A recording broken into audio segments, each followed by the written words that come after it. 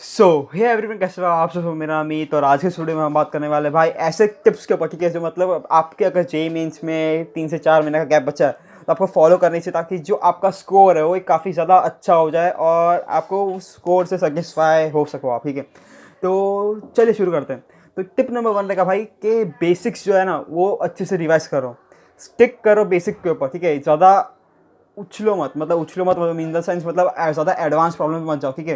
जो बेसिक्स है ना आपके, मतलब जो आपने 11th-12th में बेसिक्स के थे उसको अच्छे से एक बार रिवाइज कर लो, उसके जो रिलेटेड बेसिक प्रॉब्लम है, ठीक है, वो सॉल्व करो, ताकि जो आपके बेसिक्स के न्यूमेरिकल जो जेईई मेंस में आते, ठीक है, मतलब जेईई मेंस में बेसिक का न्यूमेरिकल जो आते हैं, ऐसे नहीं कि एकदम हाई फंक्यू आता है, हाई फंक्यू बहुत कम आता है, याद रखना। बेसिक के न्यूमेरिकल्स आते हैं तो वो आपके अच्छे से सेफर साइड पे चल जाए और आपके वो मार्क्स मिल जाए आपको, ठीक है, ना कि आपके वो मार्क्स चल जाए वो एडवांस प्रॉब्लम सॉल्व करने के चक्कर में, ठीक है। तो एक चीज़ बराबर याद रखना कि मतलब आप बेसिक कॉन्सेप्ट जो है वो अच्छे से रिवाइज करो, उसके रिलेटेड प्रॉब्लम सॉल्व करो और फिर उसके ऊपर थोड़े से जो मतलब प्रीवियस क्वेश्चन होता है, ठीक है, वो थोड़े सॉल्व कर लो, ताकि आपका वो एक कॉन्सेप्ट बिल्ड हो जाए अच्छे से, ठीक है। दूसरा पॉइंट ये रहेगा भाई, फॉर्मूलाज करो, ठीक है। ये मेजर चीज़ है भाई। कितनी बार है ना, क्या होता है एग्जाम में फॉर्मूलाज अच्छे से याद ही नहीं होते एग्जाम के पहले, और एग्जाम में ज़्यादा तो फॉर्मूलाज पूरे भूल जाते हैं और कुछ भी मतलब पता है कि मतलब सॉल्व करना क्वेश्चन पर फॉर्मूला याद नहीं आ रहा है। ये बड़ा माइनस पॉइंट होगा आपके लिए, क्योंकि अगर फॉर्मूला बेस है ना, बहुत सारे क्वेश्चन आते हैं जेईई मेंस में, याद रखना। तो फॉर्मूला डालो और सीधा आंसर निकालो, ऐसे क्वेश्चन आते हैं जेईई मेंस में। फिजिक्स केमिस्ट्री में आते हैं मेजरली, केमिस्ट्री में जो भी मेजरली क्वेश्चन आते हैं वो इसके ऊपर ही आते हैं, फॉर्मूला बेस। तो फॉर्मूला बेस जो क्वेश्चन है वो आपके जानने नहीं चाहिए, याद रखना। तो फिजिक्स केमिस्ट्री मैथ्स के ले लो, सबके फॉर्मूला आपको मुँह पे होने चाहिए, कि मतलब हाँ इसके ऊपर ये फॉर्मूला मुँह पे होना चाहिए। मतलब क्या होता है, देखो कि आपको कोई भी क्वेश्चन दिया, ठीक है, आपको पता लगना चाहिए भाई इसके ऊपर कौन सा फॉर्मूला अप्लाई होगा। भले ही 1 मिनट बाद पता चले भाई, पर पता लगना चाहिए भाई इसमें कौन सा फॉर्मूला अप्लाई होने वाला है, ठीक है। तो ये चीज़ आपको होना चाहिए, इसको बोलते हैं मुँह पे होना, मतलब फॉर्मूला आप, ठीक है। ऐसा नहीं कि आप रट्टू तो के जैसे मतलब आप खाली रट्टा मार रहे हो, वो कुछ फ़ायदा नहीं देगा। आपको पता होना चाहिए कि आप अप्लाई होता है क्वेश्चन, मतलब कौन से क्वेश्चन पे अप्लाई होता है फॉर्मूला। तो आप काफ़ी एक अच्छे साइड पे होंगे कि मतलब हाँ भाई, मतलब फॉर्मूला बेस्ड क्वेश्चन तो मैं निकाल पाऊंगा, बेसिक जो है वो वाले क्वेश्चन में निकाल पाऊंगा, ठीक है। और फॉर्मूला बेस देखो, ऐसा ही नहीं कि मतलब, और एक और चीज़ होती है कि भाई कि फॉर्मूला के ऊपर भी क्वेश्चन आते हैं, मतलब जेईई मेंस में आपको पूछे कि भाई ये फॉर्मूला सही है कि नहीं है, सही है कि नहीं, मतलब सॉरी क्या बोल रहा हूँ, मतलब ये चारों में से कौन सा सही फॉर्मूला है, ऐसा, ठीक है। तो डिराइव करके आपको करना पड़ता है। अगर आपको डायरेक्ट पता होगा फॉर्मूला कौन सा है, सीधा आप टिक करके आ जाओगे और 4 मार्क आपके जेब में, ठीक है। तो ऐसा होता है कि डायरेक्ट फॉर्मूला भी पूछे जाते हैं एग्जाम में। तो आप एक बहुत ज़्यादा अच्छी साइड पे होगे कि अगर आपको फॉर्मूलास पता है, बेसिक्स पता है, और आपने एक टिपिकल टाइप के न्यूमेरिकल जो एकदम बेसिक है वो आपने सॉल्व किए हुए, ठीक है, तो आप बेसिक ये सब चीज़ें निकाल पाओगे। फोर्थ पॉइंट ये है भाई कि जब भी आप मतलब टिपिकल टाइप के न्यूमेरिकल सॉल्व करो, ठीक है, मतलब टिपिकल टाइप के न्यूमेरिकल सॉल्व करो, मतलब समझो कोई भी एक सिमिलर टाइप के न्यूमेरिकल्स मत करो अभी इस टाइम पे। आपको एक वैरायटी ऑफ न्यूमेरिकल्स करना। समझो आपने कोई भी एक चैप्टर निकाला, ठीक है, चैप्टर या कोई भी टॉपिक निकाला है, तो टॉपिक पे आप एक वैरायटी ऑफ न्यूमेरिकल्स करके, जैसे क्वेश्चन किस किस टाइप के क्वेश्चन आए हुए कि प्रीवियस ईयर के, और प्रीवियस ईयर के क्वेश्चन ही सॉल्व करो। मतलब कोई भी कैश बुक मत लो जिसमें मतलब ऐसे मतलब कोई भी क्वेश्चन मत लो, ठीक है, खाली प्रीवियस ईयर क्वेश्चन लो और उसके ऊपर जो मतलब उस चीज़ के ऊपर जो प्रीवियस ईयर क्वेश्चन थे वो लो और उसको सॉल्व करो। आपको बहुत ज़्यादा बेनिफिट होगा, क्योंकि है ना कितनी बार है ना जो प्रीवियस ईयर क्वेश्चन है वही उठा के डालते हैं वापस। तो ये चीज़ रखना कि मतलब अगर आपने प्रीवियस ईयर सॉल्व किया ना तो आप एक काफ़ी अच्छे साइड पे होगे कि मतलब आपको पता है कैसे टाइप के क्वेश्चन आते हैं, और अभी तो बहुत ज़्यादा चांसेस है कि मतलब प्रीवियस ईयर के वापस उठा के डाले क्वेश्चन, ठीक है। तो ये चीज़ थोड़ा ध्यान रखना कि आप प्रीवियस ईयर अच्छे से करके जाओ हर एक क्वेश्चन। तो आपको पता होना चाहिए भाई कौन से टॉपिक से कैसे कैसे क्वेश्चन आते हैं, ठीक है। तो ये चीज़ आप करके जाओ कि मतलब आप प्रीवियस ईयर सॉल्व करके जाओ एक वैरायटी ऑफ न्यूमेरिकल्स पे। तो फोर्थ चीज़ ये रहेगी भाई, आपको आंसर की पढ़नी है। समझो अभी देखो, अभी बहुत लोग बोले भाई अभी 3 से 4 महीने बचे, उसमें क्या आंसर की पढ़ेगी, ठीक है। तो एक चीज़ ध्यान रखना कि भाई आपको हर एक आंसर की नहीं पढ़नी, फिजिक्स मैथ्स और सबकी नहीं पढ़नी, पर केमिस्ट्री की पढ़ना रियली इंपॉर्टेंट है भाई। केमिस्ट्री की अगर आपने पढ़ ली ना, आपको बहुत ज़्यादा मार्क्स आपके केमिस्ट्री के ना आपके पॉकेट में चल जाएगी। क्यों? क्योंकि केमिस्ट्री के आंसर की से पूरे के पूरे क्वेश्चन आते हैं जेईई मेंस में, डायरेक्ट लाइन उठा के दे देते हैं भाई, ये लो इसको सॉल्व करो, समझ लो, सॉल्व क्या करो, सॉरी मतलब आंसर बताओ, ऐसा।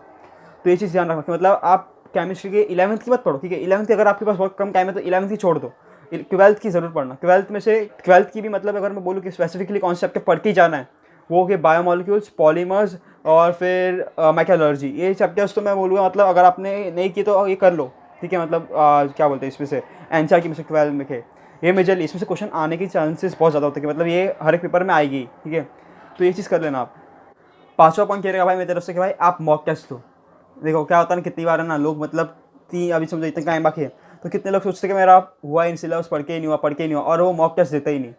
ये चीज़ गलती मत करना कि आप मॉक टेस्ट नहीं दे रहे हो। मॉक टेस्ट देना मतलब अगर आपका 60 to 70% सिलेबस पढ़ के हो गया तो आपको मॉक टेस्ट देने चाहिए, कम से कम 20 से 25 मॉक टेस्ट देने चाहिए, ताकि आपको मतलब पता चले कि भाई आपका टाइम मैनेजमेंट प्रॉपर है क्या नहीं है, आप जिस पेपर सीक्वेंस पे पेपर लिख रहे हो सही है क्या नहीं, समझ रहे हो। और एक और चीज़ करना कि भाई सीक्वेंस जो है थोड़ी चेंज करना, जब आप मॉक दे रहे हो तभी चेंज कर लेना, कि आप पहले PCM दे रहे हो फिर CMP दे रहे हो, कुछ ऐसा कुछ चेंज करके देखो कि मतलब आपको कौन से एकदम अच्छे से जम रहा है और किसमें आपका बेटर स्कोर आ रहा है, ठीक है, समझ रहे हो। तो वो चीज़ करके फिर आप एग्ज़ाम में वो अप्लाई कर सकते हो, प्रोवाइडेड आप एग्ज़ाम से पहले जब समझो आपने कोई सीक्वेंस ऐसे कैश कर लिया पहले, ठीक है, फिर आपने एक कोई सीक्वेंस फाइनलाइज कर दिया, तो उसके ऊपर आपको 5 से 6 टेस्ट देने कि मतलब हाँ भाई मतलब अभी वो जम रहा है अच्छे से और मतलब ऐसे फ्लो चल रहा है मेरा, तो ताकि आपको एक अच्छा फ्लो मिल जाए और फिर आपको मेन एग्जाम में वो अप्लाई करना है। तो हमारा 6 पॉइंट है भाई कि मॉक पेपर एनालाइज करना है, ठीक है। तो क्या होता है कितनी बार लोग मॉक पेपर्स जो है ना वो एनालाइज ही नहीं करते, खाली मतलब मॉक टेस्ट दे दिया छोड़ देता मतलब पेपर को, ठीक है, ऐसा आपको नहीं करना है।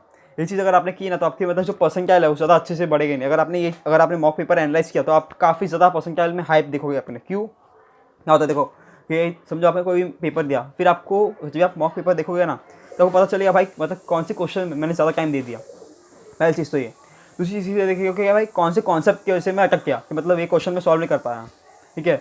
तीसरी चीज़ ये कि भाई इसको कोई भी क्वेश्चन है समझो एकदम अतरंगी क्वेश्चन है जो आपसे सॉल्व ही नहीं हुआ, आपने क्या ट्राई किया पर आपसे सॉल्व नहीं हुआ, तो फिर आप कौन से मतलब उसका जो सोल्यूशन देखो ना तो आपको पता चलेगा भाई हाँ भाई इसको ऐसे सॉल्व करना था, तो मतलब आपको एक थोड़ा सा होता है ना मतलब ओवरव्यू मिल जाएगा कि भाई ऐसे क्वेश्चन आते हैं और ऐसे सॉल्व करना होता है उसको। तो क्योंकि है ना देखो क्या होता है कितनी बार है ना जो क्वेश्चन है ना वो वापस रिपीट होता है, और जो जो आप मॉक टेस्ट दे रहे हो ना वो आपको प्रीवियस ईयर क्वेश्चन नहीं दे रहे हैं, मतलब प्रीवियस ईयर पेपर्स जो होते हैं ना JEE मेंस के वही आपको लेना, ठीक है। तो उससे आपको काफ़ी ज़्यादा बेनिफिट हो जाएगा। तो ये चीज़ करनी है आपको कि देखो जो भी आपको क्वेश्चन छूट गया ना उसके कॉन्सेप्ट आपको वापस रिवाइज करना है। तो कितने ऐसे होता है कि भाई हमें फॉर्मुलाज याद नहीं आते, फॉर्मुलाज की वजह से हमारा जो MCQ होता है ना वो चल जाता है।